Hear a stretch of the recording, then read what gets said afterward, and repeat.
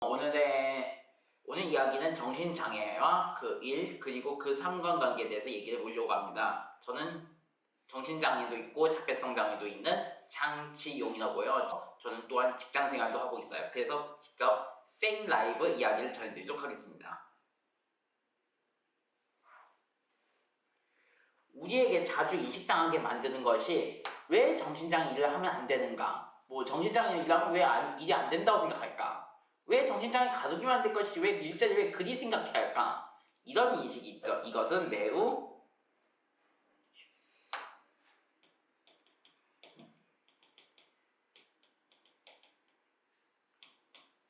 잘못된 인식이라 할 수 있습니다. 그래서 정신장애인에게 진정 회복 수단이 될 수 있음을 알아야 하는 것이 우리 사회의 문제점 중 하나죠. 왜냐면 우리 사회는 정신장애인들이 일을 하는 것이 도움이 안 된다고 생각하는데 막상 알고 보면은 정신장애인들이 일을 하는 게 더 도움이 될 수도 있어요. 왜냐면 정신장애 일을 하는 것이 왜 사실 안 좋은 줄 알지만 오히려 회복에 더 도움이 될 수 있다는 걸 알 걸 우리는 알아야 할 시간이 다가온 것 같아요. 우리는 이제 그 진실에 부딪혀야 할 시간에 도착한 거예요. 정신장애인과 일의 긍정적 효과를 말씀드리자면은 먼저 하루가 훅 갑니다. 직장생활 하다 보면 오전에 업무 시작하다 보면 점심시간이 되어버리고 점심을 먹고 오후 업무 들어가면 하루가 훅 가버려요. 진짜 제가 진짜 일을 하는데 막상 한 번 없을 때 갑자기 시계 보니까 벌써 해가 6시가 되면 오니까 그래서 6시가 되어서 하루 훅 가버리니까 진짜 일이 하루가 훅 가버린 것이 좋았어요. 그리고 예측 가능해진 삶이 많아질 수 있어요. 왜냐면은 직장생활이 알 수 없는 게 되게 많긴 해요. 직장생활은 알 수 없는 것이 많긴 해요. 진짜. 그렇지만 어떤 일은 예상할 수 있는 일도 많아요. 그래서 미리 준비할 사항도 있을 수도 있고요. 또 활동 범위도 넓어질 수 있습니다. 일을 하다 보면 활동 범위가 이런저런 일로 넓어지게 되는데 그런 것이 삶을 발전시킬 수 있어요. 그리고 사실 수급비는 사실 어떨 땐 도움이 되기도 하지만 사실 일과 관련돼서 보면 약간 조심해야 할 수 있는 게 수급비는 다른 활동에 장점이 될 수 있게 되지만 사실 어떤 다른 걸 큰 걸 산다거나 해외여행 같은 거 간다거나 돈이 많이 드는 일 같은 경우는 의심을 많이 받아요. 우리가 그런 점 때문에 수급비도 당장은 입에 풀칠할 있어서 큰 일을 하거나 좀 뭘 할 때는 좀 약간 약점이 될 수도 있고요. 심지어 수급비 때문에 관련 처분이 바뀌는 사례도 있습니다, 실제로. 그래서 노동 자체 소득은 이런 것에서 벗어날 수 있게 돼요. 사실 우리나라 정부에서도 수급비를 계속 받는 것보다 수급에서 벗어나는 것을 더 원하는 정부 정책이 시행되고 있고요. 그래서 수급비를 넘어서 생활비를 대부분 내 손을 조절할 수 있는 것이 더 좋은 삶일 수도 있으면 나중에 저는 사실 노트북을 샀는데 이번에 노트북 샀는데 그 노트북 산 돈 같은 거는 나중에 사실 월급이나 이런 걸 받을 때는 아무나 추궁을 받지 않지만 수급비 같은 경우는 제가 예전에 신문에서 읽었는데 수급비 받는 사람 정작 진짜 일 때문에 노트북을 산 건데 그때 오해를 받았다는 이야기를 들은 적이 있었어요. 또 안정적인 생활도 문제인데요. 안정적인 생활을 할 수 있는 이유는 일을 하다 보면은 결국 안정적인 생활을 할 수 있게 될 것이에요. 그리고 일 자체가 삶의 질을 올릴 수 있는 계기가 돼요. 왜냐면은 일을 하면은 결국 돈이 생기면 내 돈은 내가 산다. 이게 되거든요. 그러면은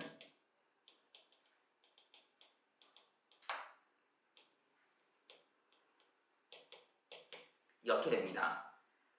내 돈 내고 내가 사면 어떤 사람들도 뭐라고 할 수 없어요. 내가 내 돈 내고 사는 거에 대해서 우리 세상 사람들은 뭐라고 할 수 없기 때문에 내가 내 돈 내고 사는 거에 대해서는 사람들은 뭐라고 할 수 없어요. 그건 개인의 자유고 대한민국은 그런 돈을 쓰는 거에 대해서 어떠한 것도 간섭하지 않습니다. 위험한 거가 아닌 이상요. 돈은 둘째 치고라도 정신장애 일을 한다는 건 단순히 돈을 버는 것만으로 그친 건 아니에요. 진정한 회복을 가기 위해서는 가장 중요한 것이 일상일 수 있어요. 그 일상을 가는 길에 바로 일이 있습니다. 왜냐면 일을 하면은 돈도 벌기도 하지만 삶을 만들 수 있어요. 왜냐면은 일을 하는 것이 오히려 삶을 긍정적으로 만들 수가 있어요. 왜냐면은 일을 하면 그에 대해서는 잠시 뒤에 한번 얘기해보죠.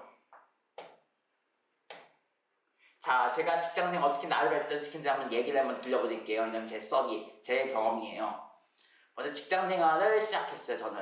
사실 저는 대학을 2013년에 졸업했고 조현병 관련 진단 그런 거는 2009년이었기 때문에 대학 다니던 중에 진단받은 거예요. 그래서 사실 전 대학을 2010년에 1년 요양하다가 2011년에 3학년을 복학해서 2011년에 3학년 공부하고 2014학년 공부해서 2013년 2월에 졸업을 했습니다. 근데 졸업한 날에 제가 첫 직장에서 전화가 왔어요. 그것도 졸업식을 마치고 돌아온 버스 안에서 바로 지금 직장에 첫 직장에 합류하라는 출근 명령 전화였거든요. 그래서 시간이 너무 짜릿했고요. 모든 것은 작은 것에 시작해요. 그것이 무엇이건 간에 출발점이 될 것이에요. 사실 이렇게 직장 생활 하다 보면 경력이라는 게 쌓여요. 점점 발전이 나가고 있겠죠? 경력이라는 것이 생겨나면 새로운 발전이 이루어지게 됐어요. 결국 생활의 안정을 이루게 됐어요. 생활이 안정돼서 이렇게 굶지 않는 것도 최고의 성과일 수 있어요. 오히려 돈은 버니까 내 돈 내고 내가 살 수 있는 데서 살 수 있으니까요. 결국 그렇게 해서 험난하게 직장 생활한 끝에 삶의 여유가 왔어요. 저는. 그래서 전 직장 생활 여러 가지 삶의 여유 부릴 수 있게 생겨나서 직장을 몇 번 옮겨 다녔긴 했지만 2016년에 대만에 해행한 걸 회복의 본격적인 발판을 마련하기 시작해서 2017년 노트북도 사고 2018년도 복잡했지만 그때 제가 뭐 다른 사업에 뽑혀서 영국에 다녀오기도 하고 그래서 등등등 해서 직장 생활이 코로나를 맞이하면서 좀 힘들었지만 어떻게든 삶의 여유를 되찾았어요. 그래서 결국 직장 생활 10년이 만인 지난 2023년 봄 관해 진단이 나와서 큰 위기는 벗어나게 됐어요. 이제 회복이 거의 다 됐다고 진단이 나왔고 저는 이제 직장 생활 더 열심히 할 준비하고 있습니다. 지금도 직장 알아보고 있긴 한데 직장은 지금 알아보고 있는데 아직 이번 기간 좀 연락이 올 거예요. 좀 며칠 뒤에. 이거는 아직 저도 이건 장담 못 하겠어요. 사실 일을 하는 것이 회복에 도움이 돼요. 일을 잘 하다 보면 일상을 살게 되고요. 결과적으로 무의미해진 일상이 채워져요.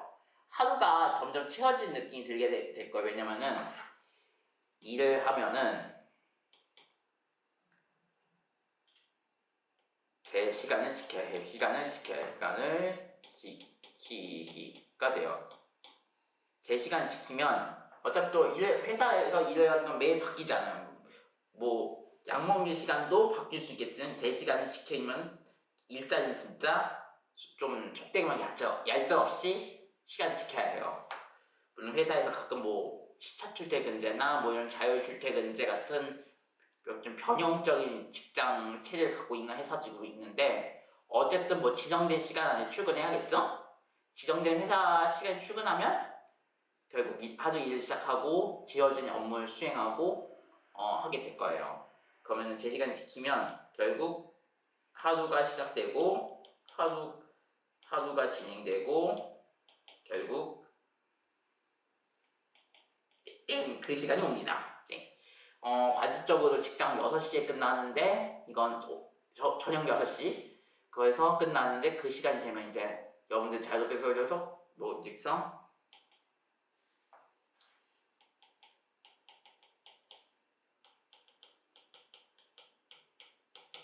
그래서 퇴근길 라이프를 즐길 수 있게 되는 거예요.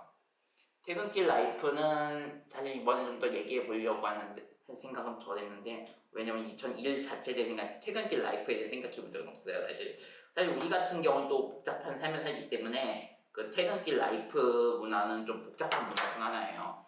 왜냐면 그건 나중에 뭐 한 번 더 기회가 있으면 그때 한 번 더 얘기해 드릴게요. 사실 직장 생활하다 보면은 번아웃이란 말 많이 들어요. 최근에 일을 과다하게 하면서 지치게 되는 현상을 말해요. 우리에겐 진짜 과도하게 일을 많이 해서 부담될 수 있는 많지만 결국 우리 힘들게 하기도 해요. 사실 뉴질랜드 총리도 이번에 번아웃 때문에 총리가 사직한 적도 사퇴한 적도 있습니다. 저기 아래 보시면 실제 기사 제목 붙여왔는데 실제로 세계 대통령, 뭐 국무총 이런 사람들도 이렇게 지쳐서 일을 못하는 사건인데 여기 아래 기사에 보시면 네덜란드의 장관은 일을 너무 많이 해서 쓰러졌는데 또 그만뒀는데 석 달 동안 잠만 자셨다고 합니다. 얼마나 힘든 줄 알겠죠? 그렇지만 그 정도 일을 정신장애인에게 바라는 회사는 진짜 나쁜 회사예요, 사실. 정신장애인에 대한 거 아는 회사들은 이렇게 과다하게 일을 주는 거 원하지 주지 않습니다. 반대로 지루한 직장 생활도 지치게 되고 마련이에요. 발전이나 변화가 없는 직장 생활도 우리를 힘들게 할 수 있어요. 이거를 보어아웃이라고 합니다. 저는 사실 예전에 보어아웃을 경험한 적이 있는데 2014년에 솔직히 보어아웃을 경험한 적이 있어요. 왜냐면은 좀 발전이나 변화를 좀 잊고 싶었는데 그것이 없어서 욕심을 부렸다가 그때 좀 안 좋은 일이 있었어요. 그래서 전 발전이나 변화를 꿈꾸고 싶었는데 그만큼 쉽지 않은 일이더군요, 솔직히.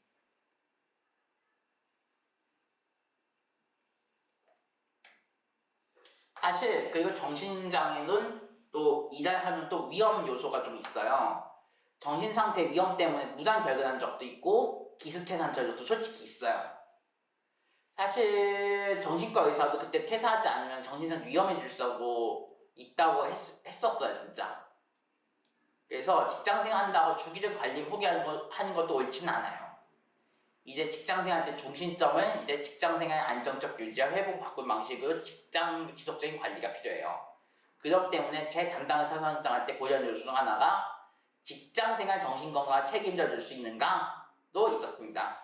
그래서 지금 제가 만나는 정신과 선생님도 이것 때문에 직장생활 전문이라고 하셔서 그 선생님 낙점한 이유가 그것 때문에 있어요.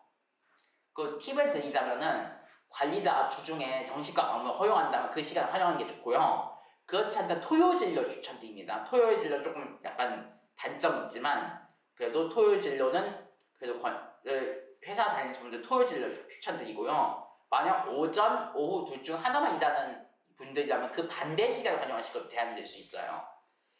제가 예전에 일했던 직장 중에는 금요일에는 오전에만 근무하는 회사가 있었어요. 예전 중에. 그래서 그때는 일부러 오전에만 일하고 오후에 의사 만났어요. 그래서 오전에는 일하고 오후에는 의사 만나고 해서 시간을 보내서 제 시간 재밌게 보낸 적도 있어요. 그래서 이거는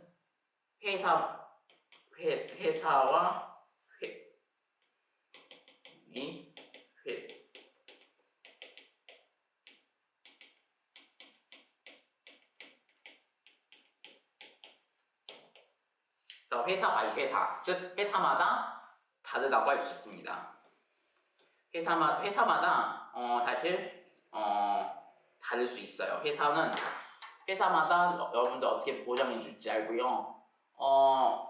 다음은 약물 문제 말씀드리자면 약물은 여러분들이 뭐 점심 먹는 거가 아닌 이상 뭐 큰 문제는 없을 거예요. 왜냐면은 대부분 약물은 아침에 출근하기 전이나 아니면 자기 전에 먹는 약이 대부분이기 때문에 이제 약물 먹는 걸 걸리지 않으시는 분들도 있고요. 만약 합숙이나 이런 때 좀 위험이 있으신 분들은 의사하고 상담해서 만약 여건이 된다면 주사제를 주입하는 것도 대안이 될 수 있다고 생각해요.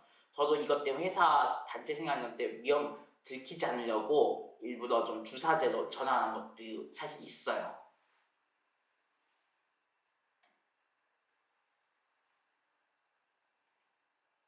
자, 그리고 직장 생활 하다 보면은 신나게 휴가를 갈 수도 있겠죠. 왜냐면 직장에서 휴가를 오히려 권하고 있는데 특히 예전에 문재인 대통령 시절부터 우리나라는 이제 휴가 가는 문화에 관대해졌어요, 진짜. 적절 휴가는 직장 생활 더 즐겁게 만드는 동력이 될 수 있어요. 좋은 시절 휴가 개라고 내거든요. 휴가 개라고 해가지고 휴가 신청서를 옛날 말로 휴가 개라고 하는데 그걸 내고 하루 쉬어도 되고요. 또 며칠 묶어서 훌쩍 떠나보는 것도 방법이 될 수 있어요. 비정신 장애인들도 휴가를 이용해서 직장에서 스텝을 훌쩍 따라서 즐기는 걸 좋아해요. 저는 사실 해외 카페를 3개나 들었어요. 대만 여행, 유럽 여행, 일본 여행. 그래서 3곳의 여행 카페도 썼고요. 국내 여행도 사실 나쁘진 않아요. 국내 여행도 저도 사실 사진을 좋아해서 사진 촬영 가려고 일부러 지방이나 때 촬영 가려고 날짜 잡으면 촬영 가고요. 또 지금 계획하고 있는 지방 여행 일정은 당일치기로 저기 진주 좀 갔다 올 생각입니다. 왜냐면 진주박물관에서 지금 그래서 역사 유물 전시회가 있어가지고 그거 보러 가려고요. 사실 지방 분들도 서울 놀러 오신 것도 나쁘진 않고요. 수도권 분들도 지방 가시는 것도 나쁘지 않아요. 다만 제주도는 자동차 모실 분만 가셔야 됩니다. 그리고 이 화면에서 사진에 러시아가 보이는 이유는 아니 그때 우크라이나 전쟁도 터지도 않았고 코로나도 없었어요. 그때는 2018년이었거든요. 그래서 2018년이라서 비행기가 러시아 하늘 날 수 있었던 것입니다. 바로 이 사진이 러시아에 있는 거 보이시죠?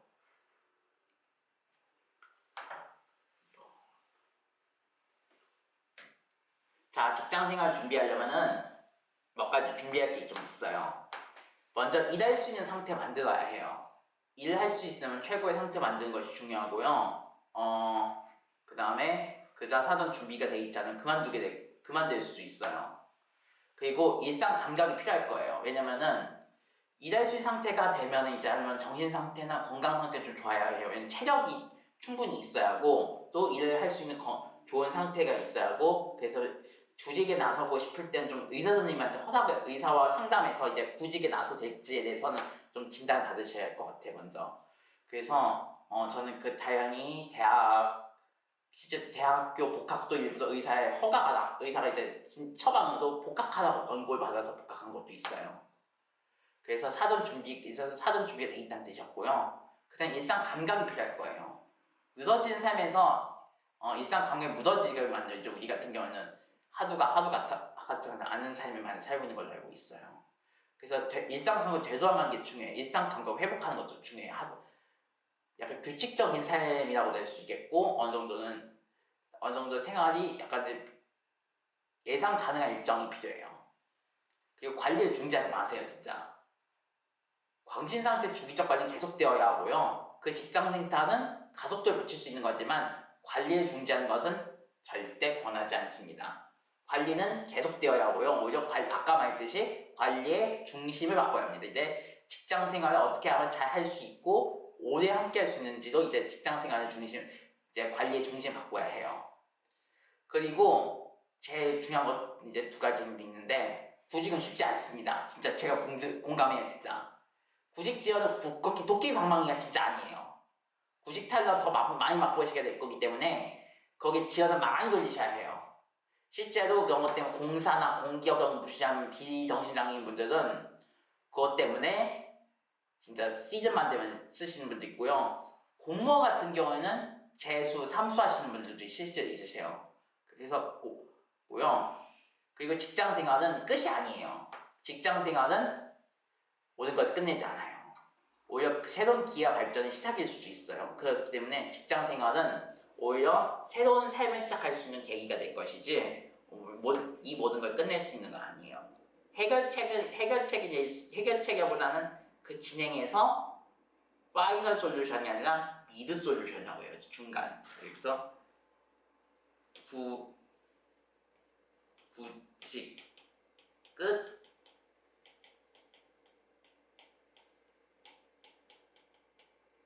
약은 맞지만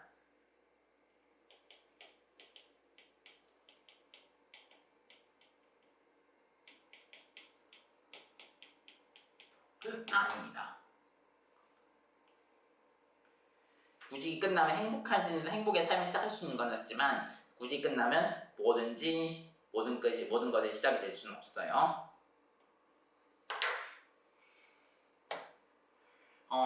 근무 시간 같은 변수도 있는데 각자가 알아서 생각하시는데 그래도 개인적으로 8시간 추천드려요.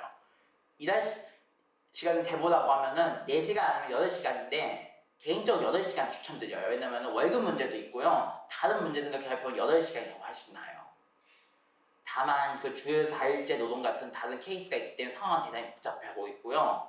그리고 그 외에도 그 외 활동하시는 분들도 가끔 있어. 뭐 정신장애 관련 다른 활동하시는 분들도 있는데 4시간 추천드리는 이유가 있어. 그러니까 4시간 추천드릴 수 있는데 그런 분들은 다른 수급 관련 문제나 수입 관련 문제에 좀 조심하시기 바랍니다. 직장에서 벌일 수 있는 일들 몇 개를 2개 뽑았는데 장인을 들킬까봐 걱정일 수도 있어요. 정신장 이력이 들키는 것이 하시는 분들도 있는데 들킨 것을 근거로 해고는 어렵습니다. 사실 몇몇 직무를 제외하고는 정신장 이력을 근거로 직무를 제한하는 것은 옳지 않아요. 직무 조정 같은 건 있을 수 있겠는데 해고부터는 문제가 될 수 있어요. 실제로 이런 것 때문에 정신적으로 정신장애가 그 일상 관리의 수준이 되었는데도 해고를 하는 거는 불법 해고일 수도 있고 이게 좀 부당 해고일 수도 있어요.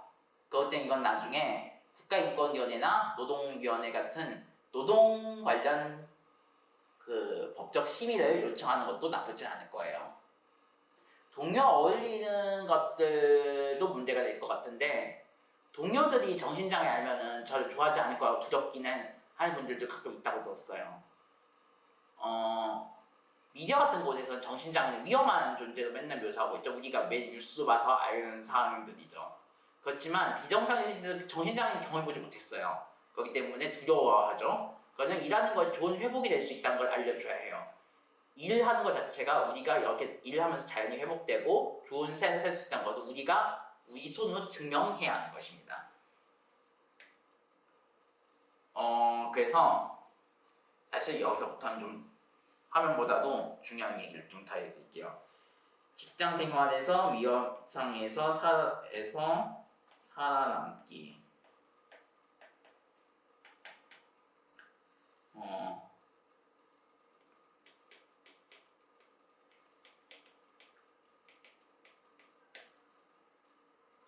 지시를 따르는 건 되게 중요해요. 회사에서 지시를 이행하는 거는 매우 중요한 일 중 하나지만 회사 일에서 사실 부당한 명령이라는 거는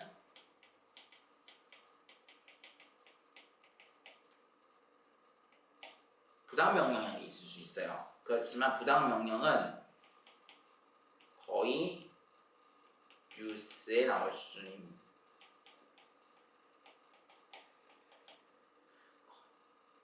물론 부당 명령이 이해하지 않는 게 맞죠. 실제로 몇몇 사건들 중에는 부당한 명령이기 때문에 이행하지 않은 것이 오히려 명령을 따른 걸로 인정되는 경우도 있어요. 예를 들어 근데 이런 경우는 대부분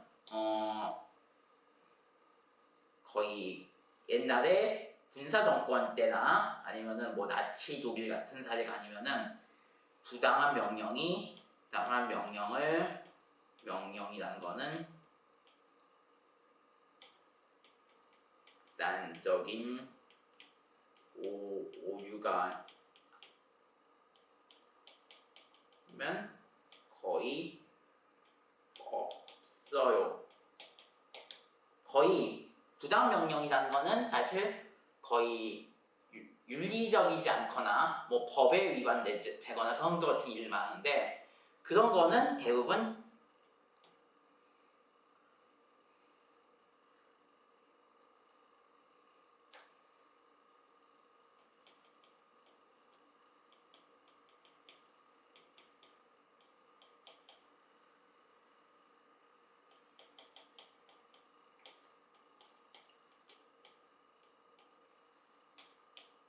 뉴스에 나올 정도입니다.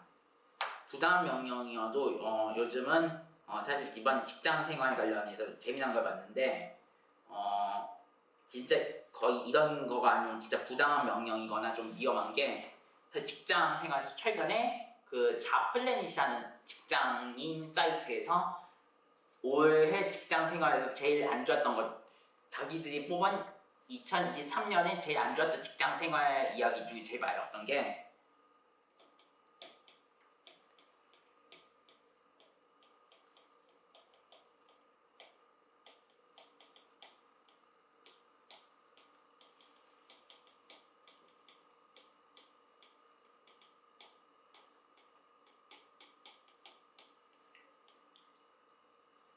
일단 할아버지가 돌아가셨는데 그분께서 아버지가 돌아가신 건 매우 큰 일 중 하나죠. 근데 그 사장이 할아버지가 볼 때 일을 대수롭지 않게 여겼던 사건이 있었어요, 실제로.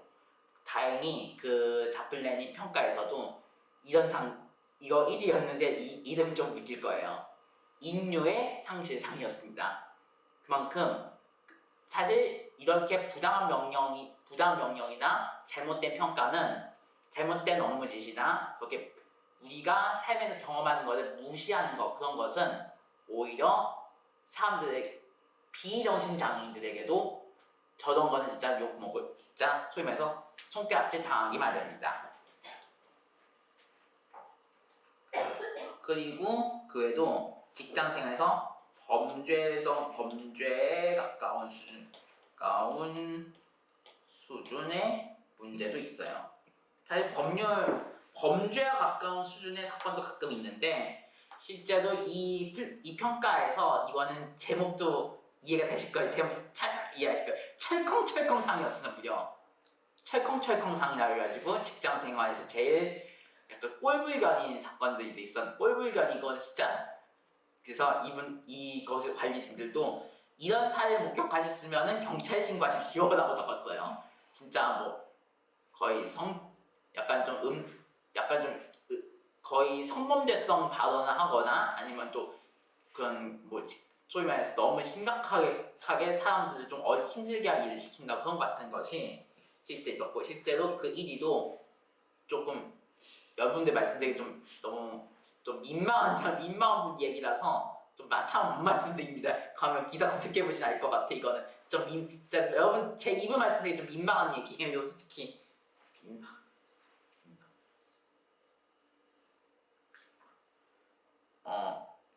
그래서 직장 생활이 그래도 좋은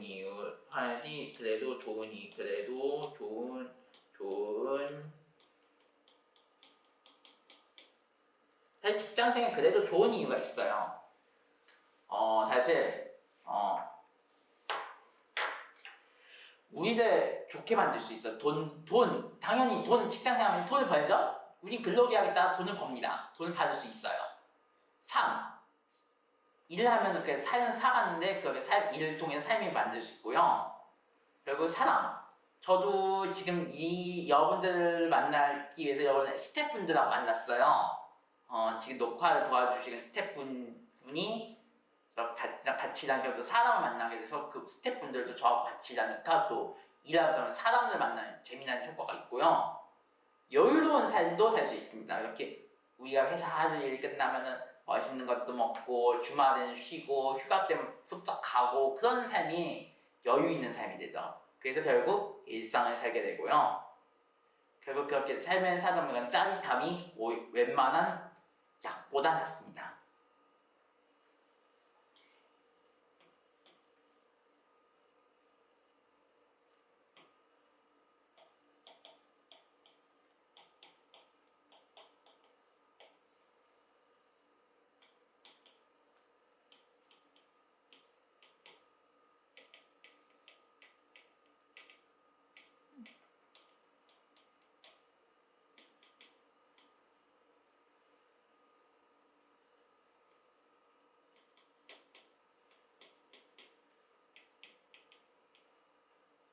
저는 이걸 택하겠습니다.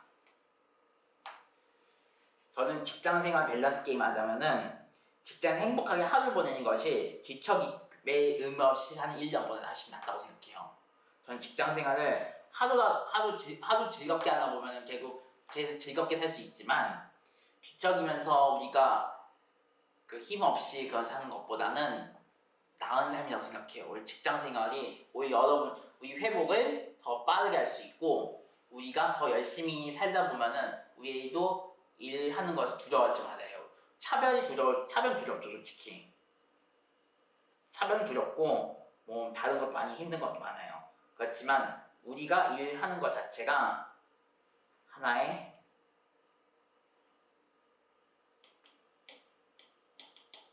미래를 열 수 있어요. 미래는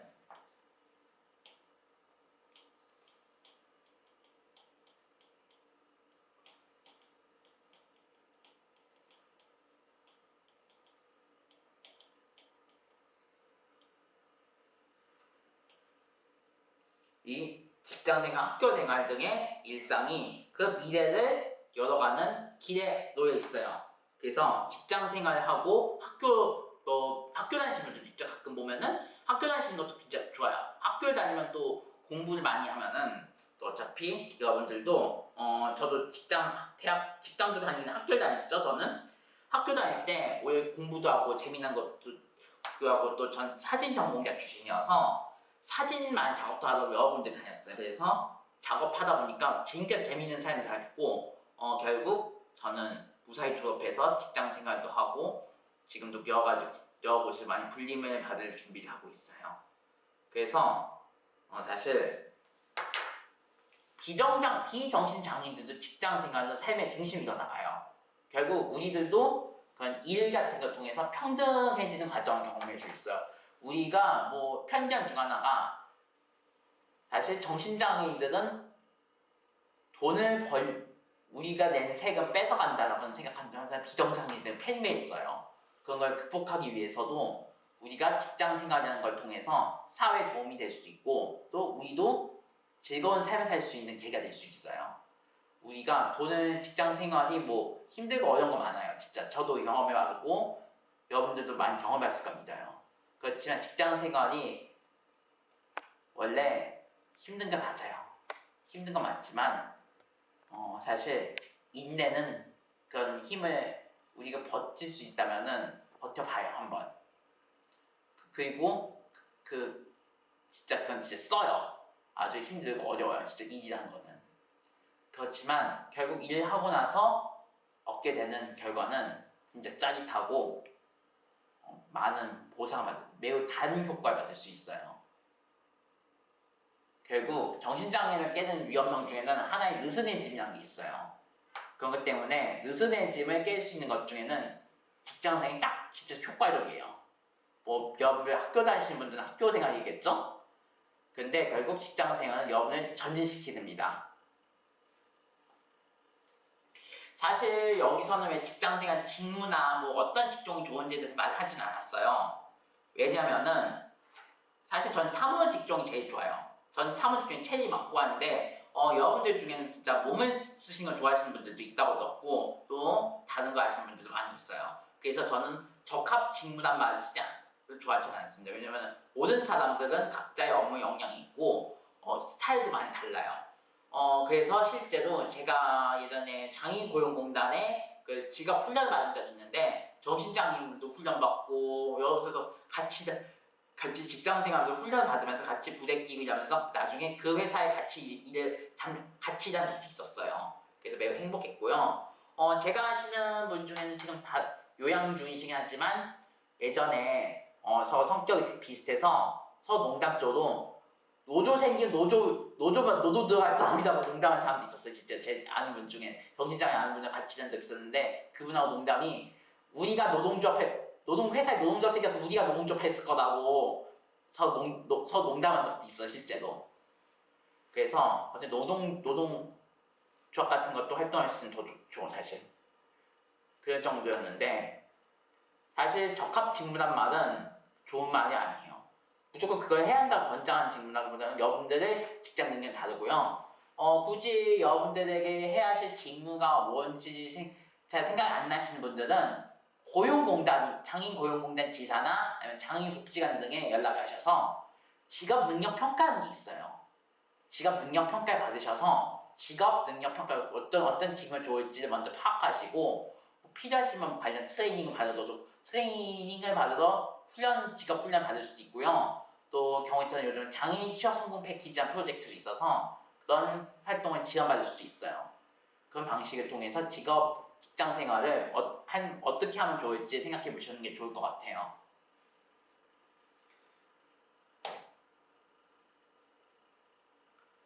그래서 여러분들은 적합직이라는 어떤 직무가 좋은지를 말씀을 안 드린 이유는 바로 여러분들 마음속에 여러분들이 해당 직무가 마음이 시킨 것도 있고 또한 여러분들이 어떻게 알고 보면 되게 적성 있는 재능도 있을 수 있어서 저는 여러분들을 다양한 삶을 응원하기 때문에 여러분들에게 오히려 적합 직무 이 직무 가라는 말을 저는 전혀 이 순간에도 입에 담지 않은 이유가 바로 이것이에요. 그래서 여러분들은 다양한 직무를 체험해보신, 다양한 직무 직장에서 정신장애도 할 수 있다는 것을 보여주시는 것이 이런 사회를 회복시키고 여러분을 회복시키고 세상을 행복시키는 그런 계기가 되실 거라 믿어요. 자, 이제 질문을 받겠습니다.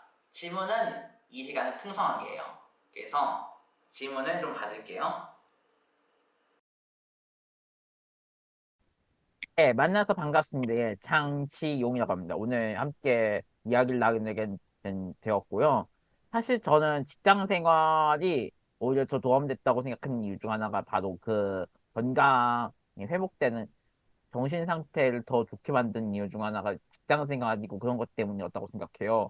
왜냐면은 저는 직장 다니는 한 번도 입원이란 걸 해본 적이 없어요. 대신에 입원을 해본 적이 없고 직장 생활로 외래에 의존했지만 요즘 뭐 방침이 바뀌었긴 하지만 그래도 뭐 저기저기 가는 것 말고는 이제는 뭐 그렇게 직장 생활 하니까 자연히 뭐 그런 직장 생활이 정신 상태 유지하고 뭐 회복되는 데 도움이 됐던 이유 것 중에 비결 중 하나가 직장 생활 열심히 해서예요, 사실. 또 이제 월급도 생기고 지금 이렇게 지금 강의할 수 있는 노트북도 사실 제도 회사 다녀서 월급 사는데 지금 할부 이것 때문에 걱정이에요, 사실 솔직히. 그런 거 관해서 이렇게 해서 직장 생활 또 이런 정신장애 이런 사람들 회복에 있어서는 일하는 것이 가장 최고의 회복 수단이 되지 않을까 싶어서 오늘 이런 이야기를 가지고 여러분을 찾아뵙게 되었습니다. 사실 8시간을 하는 게 쉽지 않은데 가능할 수 있는 비결이 있냐고 하는데, 사실 저는 그 직장 생활 경험이 첫 직장 하필 그 중부기가 나가지고 8시간 근무했던 것도 아니었어, 사실. 그래서 전 8시간 근무를 했기 때문에 오히려 직장 생활의 기본이 8시간 트레이닝 된 상태로 또 있고요. 두 번째 이유는 또 직장 8시간 하는 게 또 좋은 이유 중 하나가 또 4시간 하면 또 이래저래 빈 시간이면서 또 그 채울 방법이 없기 때문에 차라리 일하는 게 훨씬 나을 거라고 판단돼서 일부러 좀 4시간 하는 것도 있습니다. 또 수급자 이런 지금 서구님께서 지금 수급자 문제에 대해서 말씀하셨는데 10시간 이제 수급자 탈락되는 건 일부 맞습니다. 근데 수급자 6일 말하신데 장애 그 증명 문제 때문에 그거 좀 아쉽다고 하시는데 그래서 수급 이런 문제 있을 땐 4시간까지 하실 분까지는 만 사정 있을 땐 4시간이라도 하시는 게 좋다는 거 말씀입니다. 저는 그래도 8시간 풀로 하는 걸 권장드리긴 합니다만 솔직히는 네, 지용님은 그 근로지원인 서비스 사용해 보신 적이 있으신지 궁금한데. 아직 없습니다. 다만 아, 저 같은 데에는 오히려 그 근로지원인 사용할 계획도 있지만 전 지금은 오히려 직원들이 조금씩 보충해 준 형식 정도에서 그런 정도 충분합니다. 지금은. 네. 혹시 면접 볼 때 팁 같은 게 있을까요? 저는 면접 볼 때 팁이라면은 솔직히 면접에서 좀 제일 중요한 거는 제일 정말 포인트를 잘 잡아야 하는 게 제일 중요해요. 일단 면접할 때 좀 우왕좌왕 하는 것만 안 해도 다는 먹고 들어갑니다. 지용님은 혹시 직장 내 따돌림을 겪어보신 적이 있으신지, 있다면 사실 어떻게 저는 하셨는지.